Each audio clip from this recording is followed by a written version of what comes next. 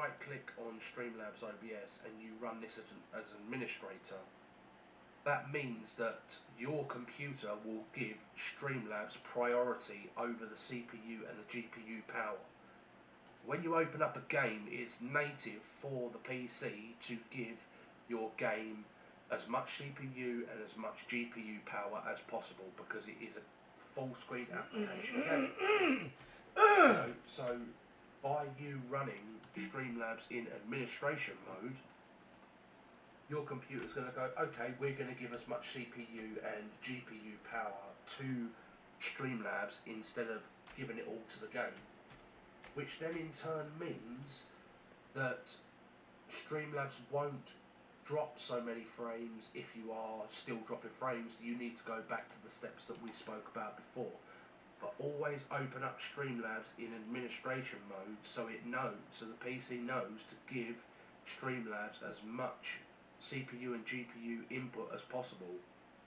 You might come down on your frames inside the game, you know, so if you were, say for instance, running, I don't know, maybe 150 frames, you may come down to 100 frames, but so what? Long as you are not going under 30 frames in the game and your stream is silky smooth, that is good. You know, a lot of people are like, your stream is going out to the internet and it's as smooth as possible. What does it matter how many frames you're getting in the game? The stream is smooth. That is all that matters. You know, people go on and buy gaming PCs because they want the best frame rate.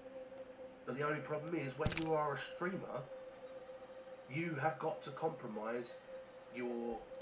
You've got to compromise between the power going all to your game and split that power between your streaming source, which is obviously OBS or Streamlabs OBS, and your gameplay. So you need to share what you've got in your PC graphics wise and CPU wise between two products. So I hope this helped you guys and girls. That's going to be the end of the video, and as always I've been up to date. You guys have a I'll catch you next time. Bye for now.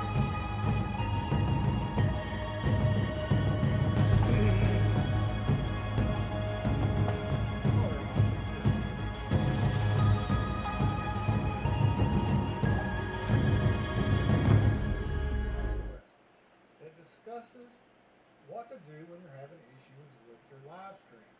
OBS Studio is a very powerful tool. It gives you a lot of information that you can use to troubleshoot with. So that's what we're going to talk about today. But before we do, make sure you check me out on my socials